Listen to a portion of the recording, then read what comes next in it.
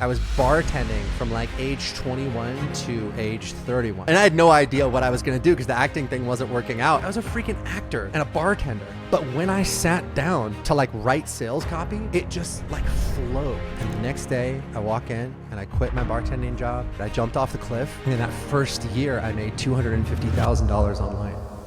Russ Ruffino, the founder and CEO of Clients on Demand. I owe them so much. They literally changed my life. Normally what happens in a company is that as their revenue goes up, the quality of their service delivery goes down. And we just made sure that every single client got an amazing result. That was our North Star. When you're talking about building a team, I think the mission is more important than anything else. You don't get what you deserve, you get what you'll tolerate. So for me, I try to make decisions as what we call expected value calculations. There is waste in your company. There's money that you're spending that you shouldn't be spending. So you got to be ruthless about cutting those things, because if you don't, your business suffers. Biggest lesson I could give to people is to...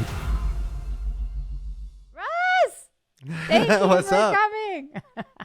Thank you for having me. It's so great to be here. I'm so excited for you. I'm so proud of you. It's awesome. So thank you.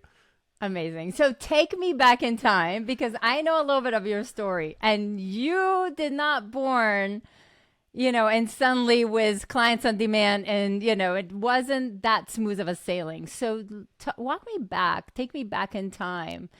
How did you get started? Well, my whole life, I wanted to be an actor. So I went to a high school for performing arts. I went to UCLA School of Theater. And then I was living in LA, studying at some of the top acting studios in town. That's actually where I met my wife. And when you are a struggling actor, you are a bartender, or you are a waiter, or you are giving massages, or you are personal training, or you're doing whatever, because it's impossible to pay the bills until you really get some work going, right? So for me, that lasted 10 years. I was bartending from like age 21 to age 31. And so I remember on my 30th birthday, I was sitting in the lobby of the Palazzo Hotel in Las Vegas with my girlfriend, who is now my wife, just like sobbing into my bourbon because my life sucked and I didn't want to be a 40-year-old bartender. So right around that time, and I had no idea what I was going to do because the acting thing wasn't working out. And I was just like, what am I going to do with my life? Where is this going to go? And around that time, a couple really interesting things happened. I was also the lead singer of an 80s cover band at the time. And I did not know that. Yeah, you didn't know that. Yeah. Called Cobra Kai, actually, which is like, now there's a whole show about it. But back then, before the show, we would wear the karate uniforms and we would come out, we would do 80s. So it was awesome. Anyway, my guitarist's younger brother comes in. And he's sitting at my bar, and I'm, pouring drinks for him or whatever. And he's like, man, I made $1,200 today. I made, $800 yesterday. Like, what recession, baby? Like, he's just talking all this smack. And I'm like, what is this kid talking about? And as it turned out, he was promoting products online. He was doing affiliate marketing. And that kind of got my curiosity up. And then a couple days later, I was on break and I walked into Barnes & Noble, and sitting right there was a copy of The 4-Hour Workweek by Tim Ferriss. And so I picked up that book, I take it home, I read it. And that was the first kind of aha moment in my life. Because up until that point, I thought that you basically had two choices in life, which was go and be some sort of like corporate employee working in an office, which to me sounded really boring, or like be a movie star. Like that was it. There's nothing else, right? So I read 4-Hour Workweek, and I realized that there's this whole world that's emerging. And this book came out in 2006. So this was like just when, I don't even think Facebook existed in 2006, right? So this was just in when the internet was just coming to fruition, and it gave me this inspiration of this whole world of online entrepreneurship. So between running into that kid at my bar and reading that book, I said, look, man, if these guys can figure this out, I can figure this out. So I went online and I dove in, and I just like started, poking around and trying to find products that I believed in and like promote them and get affiliate commission. And what was crazy, Ilana, is I could just do it. Like no background in marketing, no background in sales. I was a freaking actor and a bartender. But when I sat down to like write sales copy, it just like flowed. It was kind of like if you were like a chess prodigy, but you never sat in front of a chessboard until you were like 30, and then you were just like, oh, what's this? And you could just move the pieces around. And so let me stop you here for a second, because those that don't know you, didn't see how you write copy. So Russ is the type of person that somehow, and I don't know how you do this, but you, first of all, understand the psychology of your audience in a way that I have never seen before, right? Like, and it doesn't matter who they are. Maybe it's that this actor in you, right? Because I don't know, like, it could be somebody helping with careers, but it can also be somebody helping with health. And it could be like things that are so opposite, but you understand your audience in a way that is just different than anyone that I've seen. And then you're able to write the copy in a way that is just, like everybody feels the pain, or everybody feels, Right. like it evokes these emotions. Do you know where you learned that? Because that's a Sure. skill that I don't know where it came from. Like, that's incredible to watch you, by the way. So thank you. That's awesome. Yeah, no. So what was very interesting is I'm learning about online marketing, and I'm learning about copywriting. And I buy this book called Ultimate Sales Letter by Dan Kennedy. It's the only book about copywriting that I had read. And I just kind of grabbed it at Barnes & Noble, and I'm going home and I'm reading in it. And in that book, he has, I think it's 13 questions that you have to ask yourself about your target audience. And it's like really good questions like, what keeps them awake at night staring at the ceiling, filled with anxiety? If they could wave a magic wand and have a perfect day, what would that day look like?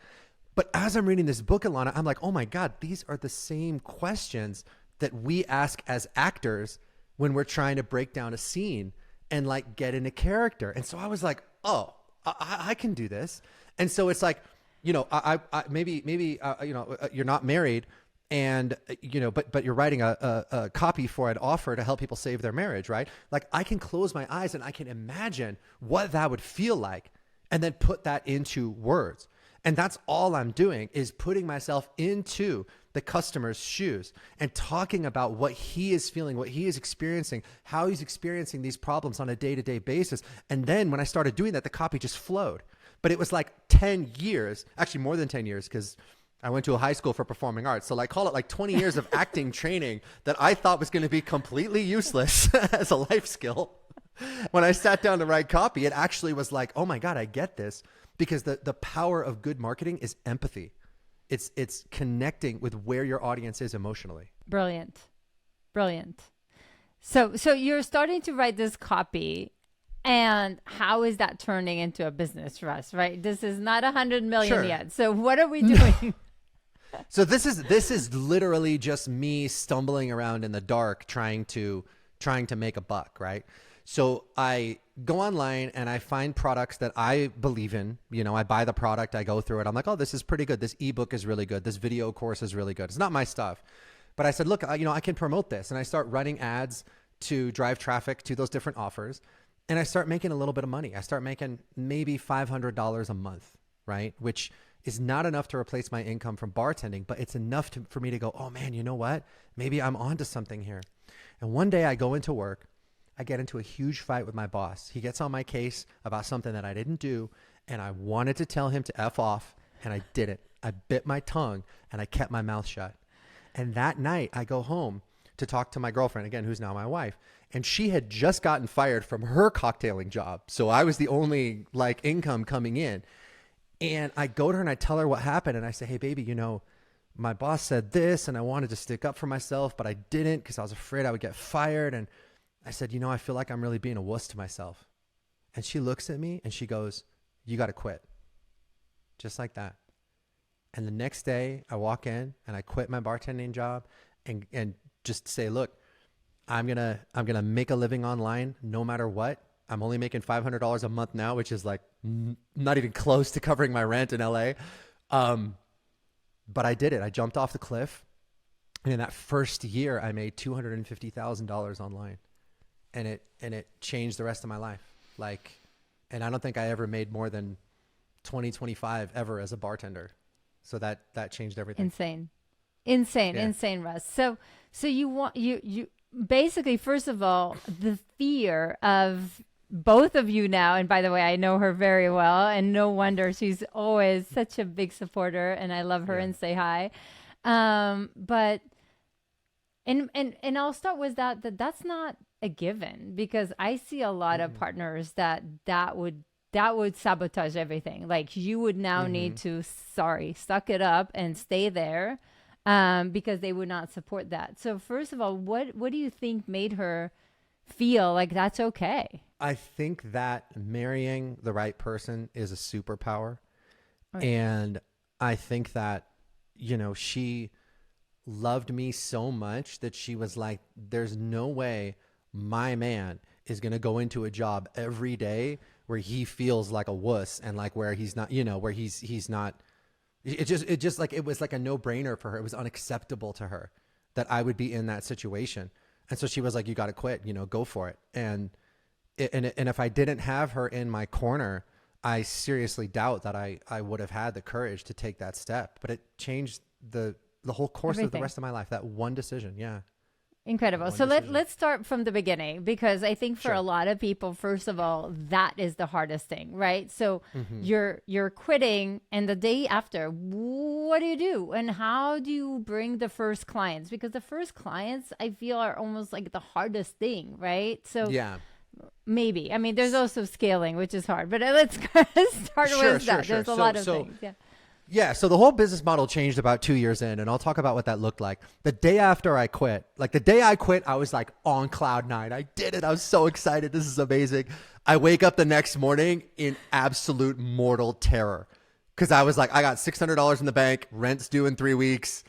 Okay, it's game time, right? So I get up, I grab my laptop, 6 a.m., Coffee Bean and Tea Leaf opens up. I'm there before it opens, sit there with my laptop, like trying to find different products to promote and like run different promotions. But I was doing that very successfully. And then I realized that, well, why would I promote other people's products when I could promote my own products? And so I started creating educational materials to show people how to do what I was doing. How do you make money using affiliate marketing? How do you make money using online marketing? And I was doing that at a very low price point, $7, $27, $97 or whatever. And so we would do these launches where I would put out a new product, and I would get my own affiliates to promote it, just like I was promoting, their stuff. And we would make $20,000, $30,000 in a weekend, which was crazy to me, right? But over time, I started to realize that because of that low price, people would buy my stuff, they would read the books, they would enjoy it. The reviews were always good. Nobody wanted a refund, but nobody was taking action either. So I'd catch up with people and I would say, hey, Russ, that video course was awesome. Okay, great, man. What'd you do? Did you put into action? Did you follow the steps? Well, I got 10 or 15 other courses I got to get to first, and then I'll get to yours. And so it just started to bother me. And so I started to think, okay, well, you know what, man? What would happen if I flipped this whole model on its head? Instead of trying to sell thousands of copies of a $27 ebook, what if I raised my price to $5,000, $8,000, $10,000, just worked with a handful of people, and then I could really give them results and really give them a VIP experience? And because they were investing at a higher price point, I bet you they would show up and they would take action and they would get the result. And everybody in online marketing at the time, because I had a lot of colleagues in the space, they thought that was nuts. They were like, there's no way. There's no way you're going to run ads on Facebook and send people into a program that costs $5,000, $8,000, or $10,000 and get them to say yes, like right out of the gate. There's no way. And so I said, look, you're probably right, but let me at least try it. So I shut down all my low ticket offers. This is like, I think August of 2013. So I'd been online marketing for about 2 years. I shut down all my low ticket offers, which is a really stupid thing to do because I had zero money coming in. And then, and then tried to do this thing where I raised my prices. And July went by, I made nothing. August, I made nothing. September, I made nothing. I was really close to shutting it down October, November. And then in December of 2013, it all just clicked. And I had my first $200,000 month. And that was the month that changed everything for me, because I was enrolling people into a high ticket program, and everything that I thought was going to happen, Ilana, actually happened. They showed up committed, they showed up coachable, they did the work, they got the result, and everybody was happy. And it was an amazing, life-changing thing. So since then, and that was what, 10, 11 years ago, that's been the model that we do. That's been the model that we teach. We've had 6,000 clients, $100 million in revenue with that particular model. And that was like the second big life-changing moment for me. Oh my God. And I will just double down on what you just said, because and that's how I met you, right? Because of that, I paid my dues and freaked out that it's not going to work. And then it changed my life, right? And I will say a few things. First of all, if it was a $7, $27, $47, $107, doesn't matter. I would just not go. Like I would just like the first time it would be just a little tiny hard. I would just let go and say, oh, never mind. This is not going to work. Right. So to some extent, my back was against the wall. I needed to, to make it work. Right. And, you know, I think you're right. Like when you're all in, you have to make it work. And I think that's basically when you draw the line in the sand and say, you know what? It just has to. And now the only question is, how fast can I make it? Who are the experts by my side? And how can I run and do big things, right? So I, you know, doubling down on what you just said, like it makes all the difference. Another ebook on the shelves. I can show you how many books I have and I didn't even open them, right? Like it's kind of pathetic, but it's true. Okay, so you're starting this thing. But again, it's starting a business, right? And suddenly you scale too fast and suddenly people don't get results or you have some issues. Like talk to us a little bit because again, now that you have your first client, which is amazing to have your first 200K so fast. But between that and scaling is light years away. Russ, talk to us a little bit about the journey.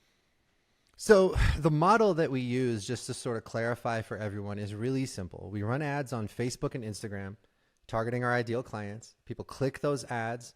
They sign up with their name and email to watch a video presentation. And the video presentation blows their minds because it's amazing. And then at the end of the video presentation, we invite them the opportunity to book a phone call to talk to us about potentially working together. So it's a really, really, really simple model.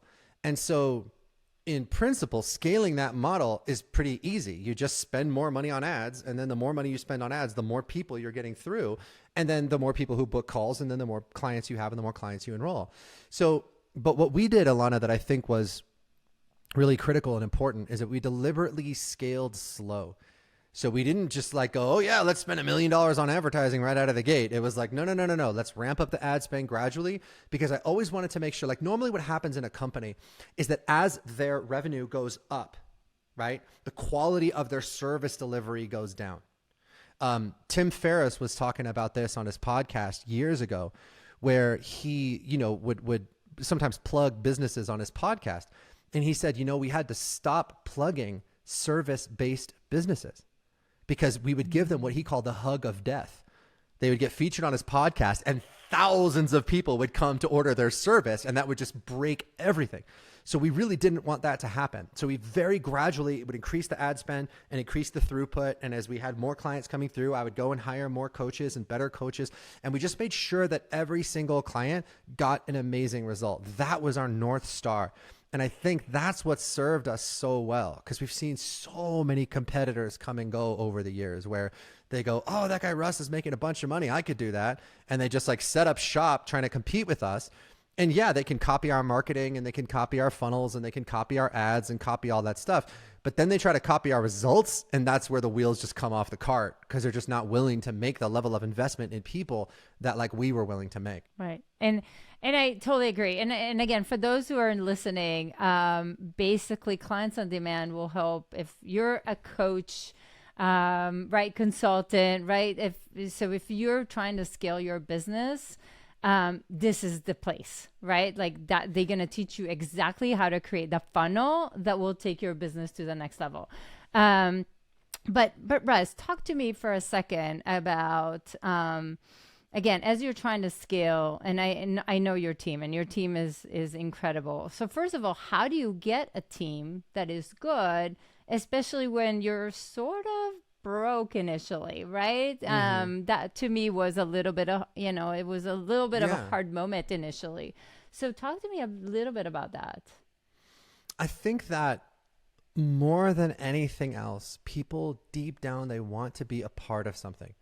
And so if you're a coach or consultant, an expert author, speaker, and you're helping people solve some of the biggest problems in life, right? So, our clients are like saving people's marriages. We have another client, Becky, who helps dyslexic kids learn to read. We have a client, Jamie, and you know all these people, with Jamie, who works with at-risk girls who are dealing with anxiety and depression, and they're just moving in the wrong direction. So, these are basic human condition type problems, right? Like, people had marriage problems today. People had marriage problems in caveman days. People are going to have marriage problems 1,000 years from now, right? So there are these big sort of life problems that can, if you have a great marriage, it makes your life great. If your marriage is having problems, your life sucks. It just is what it is. Right. So, helping people overcome these problems is the kind of thing that our clients do.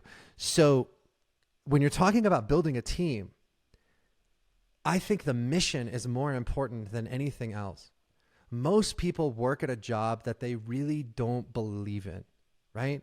And you can have people that sing the corporate tune, I'm really excited about what we're doing. But it's like, if you work at Cheesecake Factory, and I can say this because I used to work at Cheesecake Factory, are you really changing the world? I mean, really? I know, you know what I mean? I know it's really good cheesecake, but are you really changing the world? If you work at Pinkberry and you're like, okay, but here's your frozen yogurt, it's like, okay, that's great, but you're not really changing the world.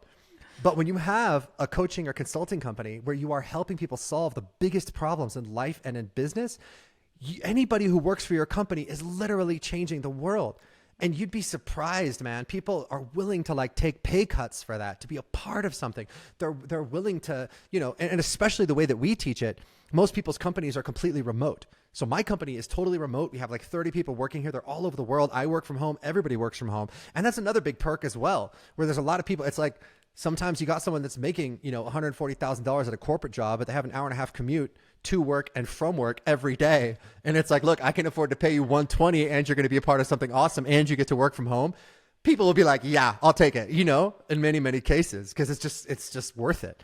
So I think having that mission and that vision where, yes, you can make the money you want to make. Yes, you can enjoy the freedom you want to make, but you could also make that impact that you were born to make. There's so few jobs out there that really let people do that. And I think that's the power of Elon Musk's companies. It's like there's a guy right now at SpaceX who's cleaning the toilets, but he's got so much meaning in his work because he's being a part of getting us to Mars. You know what I mean? And it's like that just changes everything for people, I think. Oh, that's incredible. And I agree. And at that point, that's all you really have, right? You have the mission. You can't pay them. I mean, we can't compete with the tech world. We can't. But again, we can change people's lives. And I think that, and again, at the end of the day, you want people that will wake up every morning and decide to be here, not because of another few dollars, but decide every single day that they want to change people's lives. And it is about that. So, but tell me, Russ, I want to, again, this entrepreneurship journey can get also really, really hard. And one of the things that I also want to make sure is that when people are choosing entrepreneurship, they're choosing it for the right reasons, not because it's hard to find a job, right? So can you share some hard moments that you went through, if that's okay, in the business? Because I think people need to see that and to see the other side of the glamour. Oh, man, I don't even know where to start. So, I always say that if you want to be heavyweight champion of the world, you're going to get punched in the face, right? It's inevitable. And so many entrepreneurs get into business and they take that first punch and they go, he hit me. And it's like, yeah, dude, that's kind of what you signed up for. So people go well, Russ, am I going to have somebody who trash talks me online? It's like, yeah, that's inevitable. Am I going to have a customer who wants a refund? Yeah. If I get big enough, am I going to have a customer who threatens to sue me? Yeah, it's inevitable. Am I going to get sued? Yeah, it's probably inevitable if your company gets big enough. So, for me, we've dealt with so many things over the years. You have unhappy customers sometimes, you have crazy customers sometimes, people that are just not well, and they can cause a lot of problems for you. I've had clients sign up for my program, copy and steal all of our IP, and then leave and set up the exact same business using our exact IP without even really changing anything. That's crazy. I've had team members quit, take our IP, set up a competing company, try to poach our clients, and then absolutely crash and burn because they had no idea what the hell they were doing. So all of this stuff, as painful as it is, it's just par for the course. And the question I always ask myself is, well, what am I going to do? Go back to bartending? Right? So I know I'm not going to do that. So it's like, I got no choice but to just suck it up and deal with it and keep persevering and pushing forward. But yeah, man, I mean, you name it. It's happened. And it's like, when those things happen, I think having a healthy attitude about it is key. I think having a level of acceptance. Like there's so many people that think that, especially like with the whole like law of attraction crowd, people are like, oh yeah, it should be effortless and it should be a flow, man. And you should just like be in this flow state and it should be amazing and cool. And if you're on the right track, it's like the universe is just unfolding, it's bringing you everything. And then it's like they run into their first big obstacle and they take that as a sign that they're on the wrong track. And I'm like, no, man, like if you're going to climb Mount Everest, guess what? You're going to be cold and you're going to be out of breath and you know what I mean? And you might die. Like, that's just what you have chosen. So you have to have a level of acceptance of that. If you are setting these extraordinary goals for yourself, like, look, man, we've done $100 million in revenue. I work from home. I can travel wherever I want to travel and I'm making an incredible impact on the lives of my clients. Like that's an extraordinary life. That's a life without limits. And if you want that life, you have to be prepared to deal with some setbacks and obstacles along the way. But my God, is it worth it? It's so worth it. Right. And this is good. I'm inspiring myself right now. Okay, you're inspiring us. All the stuff that I'm going through right now. Like this is a good reminder. So thank you. You're welcome, Russ. And thank you. But seriously, I think for, some of your stories, for me, one of the biggest things that I got, from working with you, I think was some of it is just this like very honest conversations. I mean, I remember you would share some of these stories with us. And to me, that was really important to listen to because first of all, it sort of prepares you to, some crap will hit the fan. That's going to be coming. So first of all, you're not alone on the journey and it doesn't feel that, that shocking when it comes. But I think there was also an element of that vulnerability of being able to share the truth and you're learning from the truth. Right. And some of it was also, I think, around your, how you look at money and your first time that you got to $1 million. Would you share that story? Because to me, that was really, really inspiring. Yeah. So I got to, I remember when this was, I think in 2015 or 2016, I think, where it was the first time I had $1 million in my bank account. So for the first time, right? So we had there's a difference between doing $1 million in revenue and actually having $1 million cash in the bank, which I had. And I was so excited. And I remember I called my dad, I texted my dad, I took a picture of the bank account screenshot. And I was like, Dad, I have $1 million in cash. And he was like, oh man, so proud of you, son, and everything. And it was just like, it felt really good. And I think this was like, I want to say April 5th. So, it was early in the beginning of the year, and that joy lasted about 2 weeks because then I got a call from my accountant and my tax bill for that year was like $950,000. So I was like, oh, all right, great. And that was a huge lesson too, because I had kind of just been winging it when it came to taxes. Like, oh, I guess I'll have enough, but I wasn't like putting money aside or anything like that. So I had $1 million for like 2 weeks and then that disappeared and then we had to build it back up again. So it's just like, but I mean, I'm sitting here complaining about the time I had $1 million, but we didn't really have $1 million. It's like the government had $1 million. I was just kind of just holding it for them. It's like, here you go, And so again, it was like, incredible. And these are lessons that, again, I love learning it from you versus trying to figure this out on my own and not leaving enough, right? So it's all these little pieces of learning that way beyond just the whole funnel and all the things that you guys teach, but even just little nuggets like this that actually make a huge, huge, huge difference when you try to scale. So I appreciate that, and I will forever remember that story. But tell me, Russ. So you're then trying to scale. What are some of the tips that you would say to people when they are looking to scale, when they're looking to build something impactful? What were some of the things that you would share? I think it's very important to have a no jerks policy.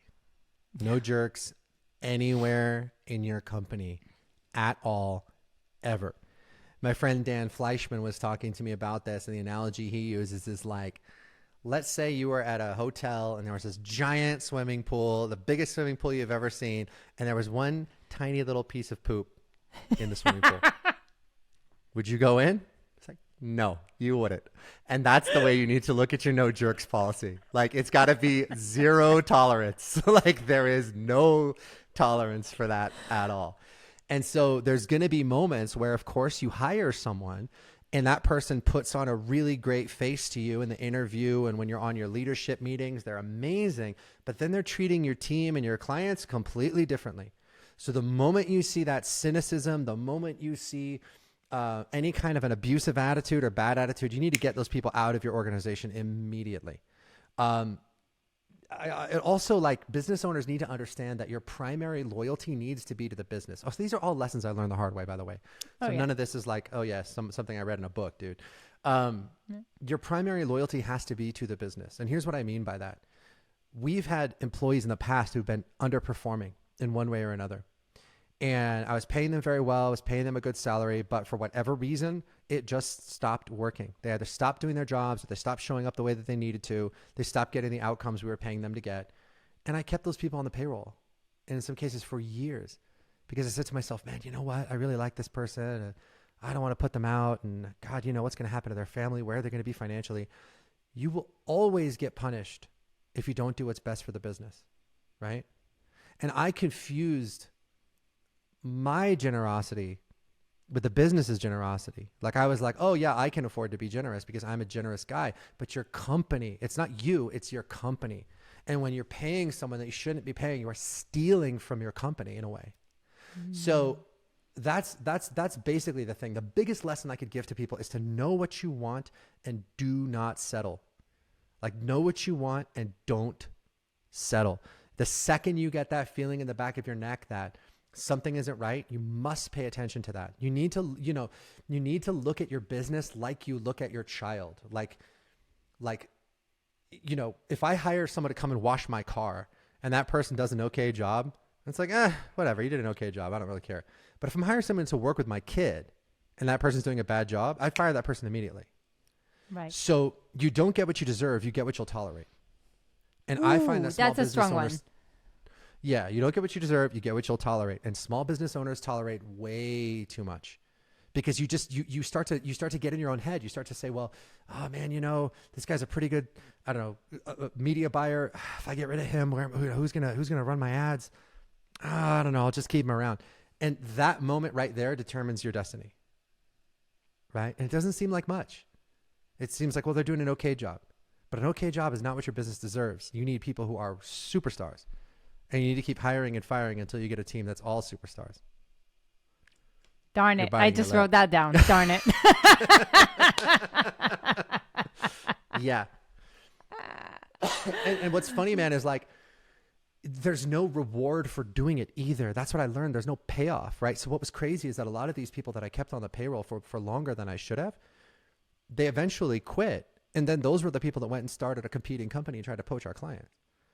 So I was like, not only did I lose the money by keeping some people on the payroll way longer than I should have, then they turned around and like stabbed us in the back and tried to, it's just like, so it's like, it was just like such a lose situation, like in negotiation, they're like, yeah, find the win-win and then find the win-win-win. That was like lose, like everyone loses.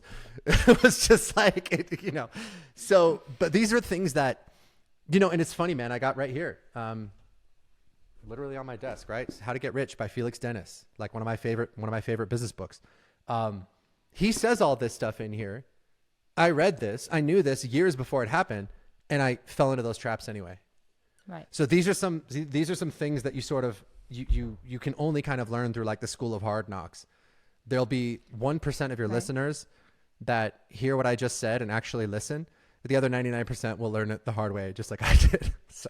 Right. And I think, in entrepreneurship, there's just millions of decisions you need to make in a day. And it just becomes really, really hard to figure out if this is the right decision. Is the grass just looks greener on the other side? It's really hard to decide. Sometimes it's just overwhelming with decisions, right? How do you cope with that, Russ? Because it is a lot. That's such a good decision. How do I cope with, or that's such a good question. How do I cope with it? Not well. Not well at all. Like I get, I get, I get decision fatigue. You get tired, you get exhausted. It's that whole thing where people say, Steve Jobs wore the same thing every day for a reason. Barack Obama wore the same suit every day for a reason. Cause it's just like, that's one less decision you have to make. So for me, I try to make decisions as what we call expected value calculations. So when I'm looking at the decision to quit my bartending job, let's say, right? You look at, okay, what is the worst case scenario? So that right there is like a big antidote to fear, because you just, if you're thinking about doing something and you're afraid to do it, it's just this nebulous feeling. It's like, oh God, I could never do that. Or, oh God, what if this, what if that, But I find that it helps to just really clearly define what is the worst case scenario.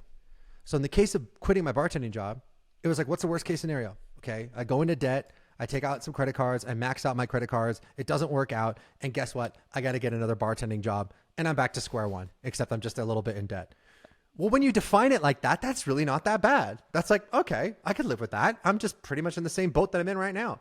So that's the worst case scenario. And then you go, okay, well, what's the best case scenario? The best case scenario to me that I could visualize at that time was I could make $100 a day. I could be online. I could be making $100 a day, and that would be all the money in the world, and I wouldn't have to bartend anymore. Oh man, that sounds really good. And so you got two scenarios where you got the worst case scenario really isn't that bad, but the best case scenario is life-changing. And then you say, okay, well, which scenario is more likely? And in that case, I gave myself about 50-50, right?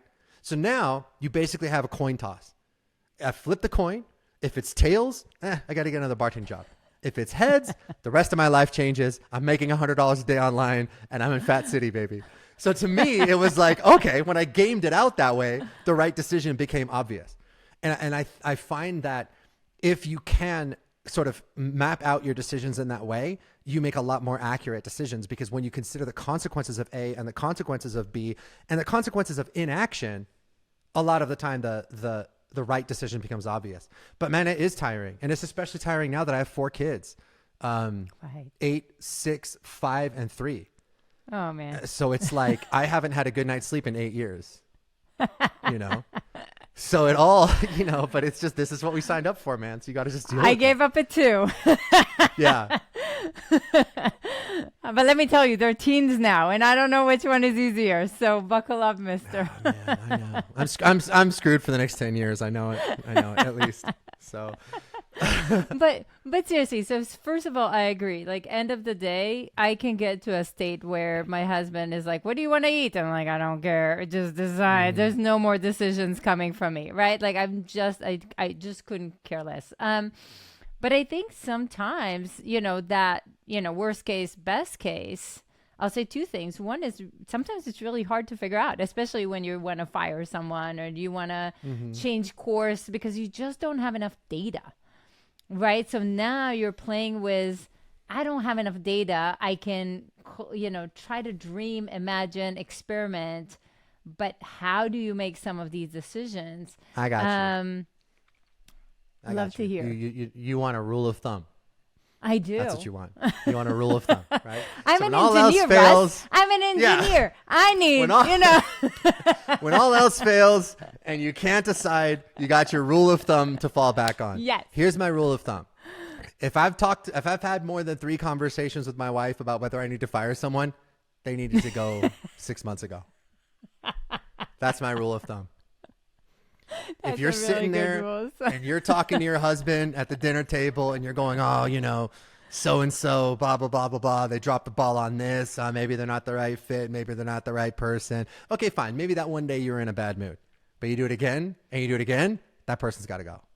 That person's got to go. And you just don't want to, face it. But you will be far better off just ripping off the Band-Aid than not. Right. So we had a few people, leave in the past couple years. And these were people that I thought were like indispensable to the company. And it was and who were getting paid a lot of money. And it was astonishing to me that 2 days after they left, it's like no one even noticed that they weren't there, because it's like nothing fell through the cracks. Nothing fell apart. The wheels didn't come off the cart. Everyone just picked up the slack where they needed to, and everything was fine. And it was just like, okay. And that's astonishing. And then you see Elon Musk buy Twitter and fire like 85% of the people who work there, and everybody was like horrified. Twitter works great. It's like it's not like Twitter shut down. It's not like it just goes to show you that, like, oh man, there is waste in your company. I don't care who you are, what your name is. There's people who should not be working there. There's money that you're spending that you shouldn't be spending. So you got to be ruthless about cutting those things, because if you don't, your business suffers. And that's something I didn't realize for years, because we were making so much money that it's like it didn't matter. And the payroll just got bigger and bigger and bigger. And then it starts to matter. You know what I mean? So you have to really, really take a good look at your team. But yeah, that's my rule of thumb. If I have more than 3 conversations with Sarah about letting somebody go, they got to go. Oh, so good, Russ. Yeah. That is noted. And I also wrote the tolerate. What are you willing to tolerate? That is right there. But let me ask you. So sometimes, especially in entrepreneurship, one of the big things is to start looking at kind of that new possible, right? And what is possible? What is the dream? What is the big vision?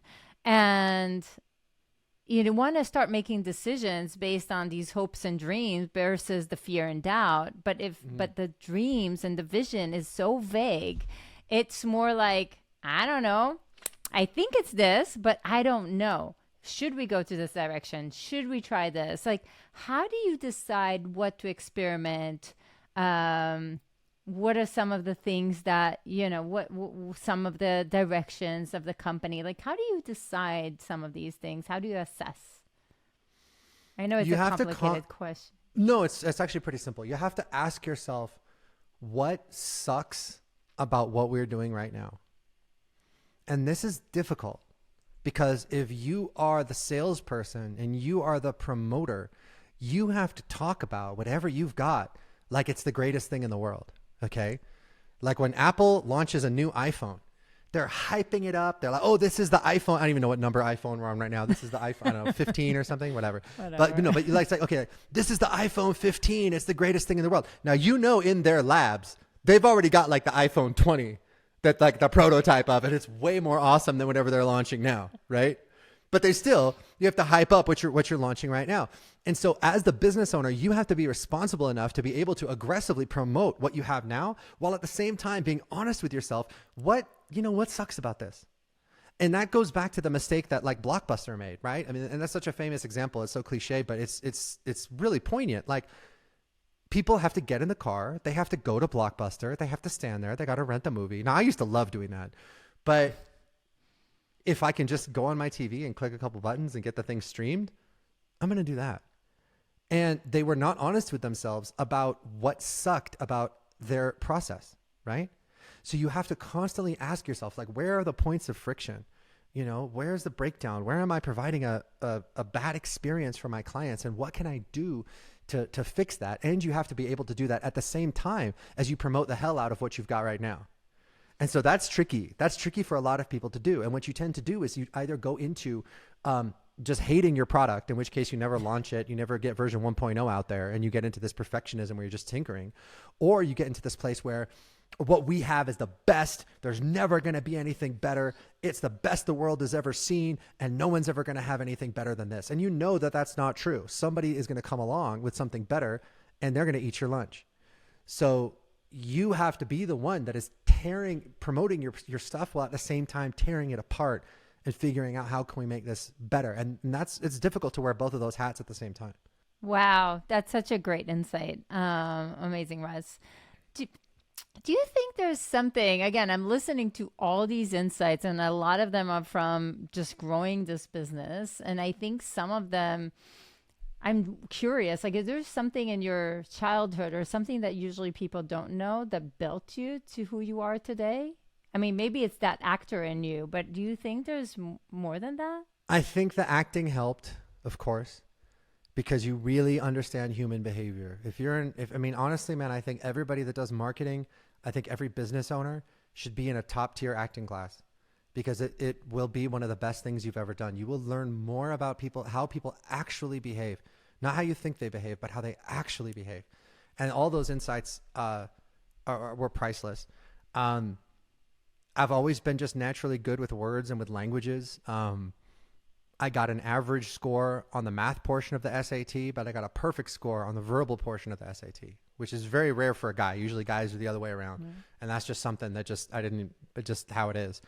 And then my father started his own business, and he started his own business right around the same age that I was when I started mine. He was a life insurance salesman working for Prudential. He was the top salesman in his office.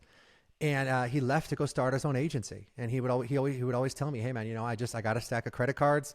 I started my own agency. I figured worst case scenario, it doesn't work out, I'll file for bankruptcy.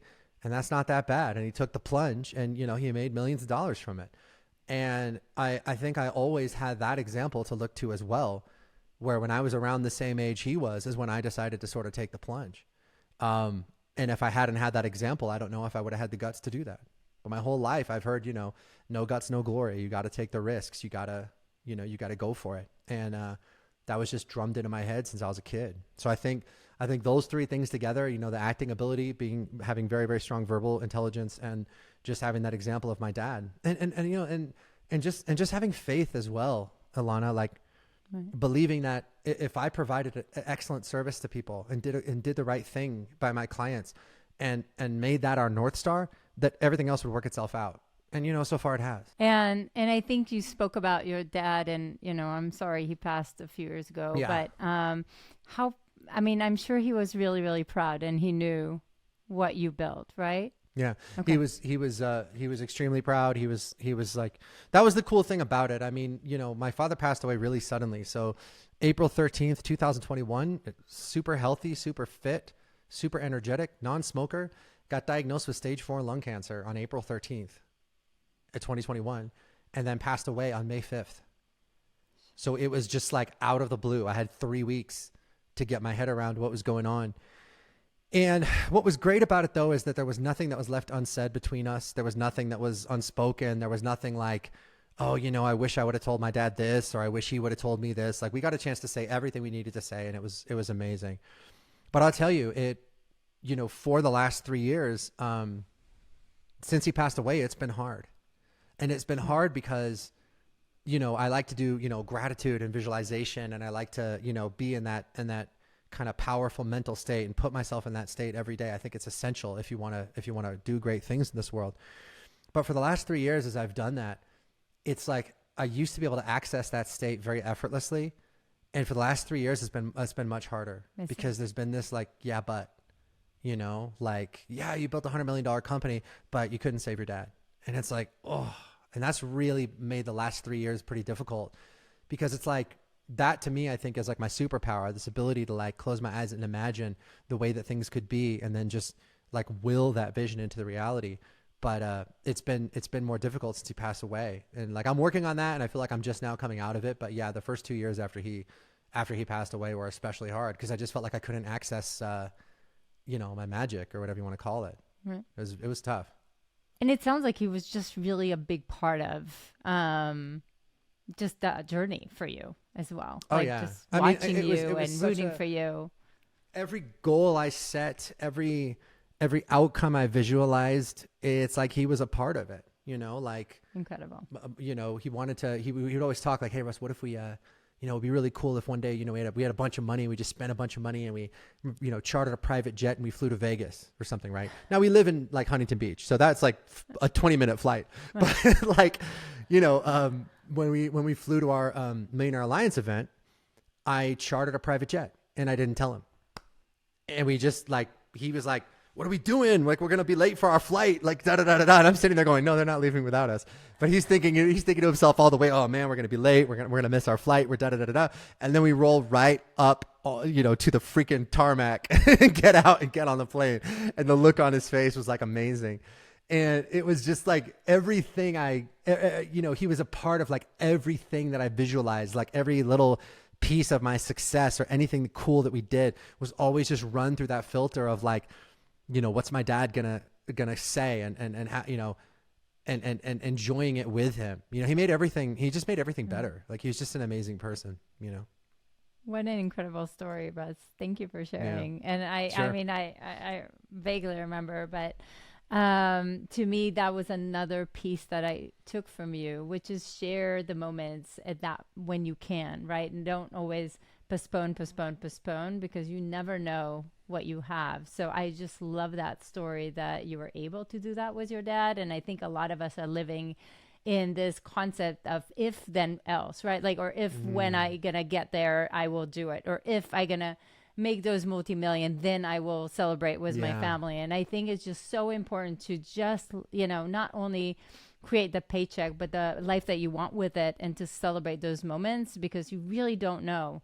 And I think that was a big piece that I took from you. That's such an important point, Ilana, especially now. I go on Twitter, I see the same stuff you do. It's like, rise and grind, get out there and hustle and push and blah, blah, blah, blah, blah. And I'm like, okay, fine. Yeah, there's a place for that. But at the end of the day, this is your life. Yeah. Your life is not when you have $100 million exit. Your life is not start when you sell your company. Your life does not start when you get acquired. No. This is your life right here, right now. And if I don't spend time with my children, I'm going to blink my eyes and my son's going to be 18. And I'm going to wonder where the hell his childhood went. So you really have to remember that. So many people set goals, but they don't stop and think, what do I want my life to look like every single day? And how can I be in that place of enjoyment right now? Because if you're not enjoying the journey, you're not going to enjoy the destination either. No. This is your life. It's not something that happens in the future. All you have is right now. And so if you're not enjoying right now and you're not present right now, you're stealing from yourself, and there's no payoff. Right. Right? Because I can promise you, when you're 80 years old and you have $100 million in the bank, you'd give up all of it for another 20 years. Right. Right? So you need to make sure that you're enjoying the time that you have. Right, because there's also no destination. Like, the pole keeps on moving anyway, right? Mm-hmm. Like, when you have, 1 million, then you want 10. And when you want 10, right. You move it to 100. Like, the pole will keep on moving anyway. So might as well enjoy that life that you're creating for yourself. So, and I think that was a big thing that I took from you too, Russ, because I was the grinder. I was the person that would put the head down, and I will grind through it. And I think to lift your head up and to also enjoy the moment, and to take from time to time that, moment, and just, do something for yourself. I think I didn't have that realization that that's even okay to do. And I think that I got from you guys. Yeah. Thanks. Yeah, no, it's essential. It just is. Because again, it's your life, right? Every moment that goes by, this is your life. And you don't want to be doing a bunch of stuff that you hate, spending 20 years doing something that you hate so that you can retire, when you're 65 or whatever. And then you're going to start enjoying life when you're 65. Like, come on. You know what I mean? Like, enjoy your life now. Yeah. And make the money. Exactly. And create a life of possibilities and change lives. Yes. So I'm all in, Russ. But so we have this thing in the show that what would you say to kind of your younger self? Oh my God. If you had a conversation now. Stop worrying. Everything is going to be okay. You are enough. You were born to create something wonderful, and you are going to fulfill that destiny. And, like we just said, stop and just breathe and enjoy your life, because it is going to go so fast. My son's 8 years old. I feel like he was just born. Like, it's just like, oh man, it goes so fast.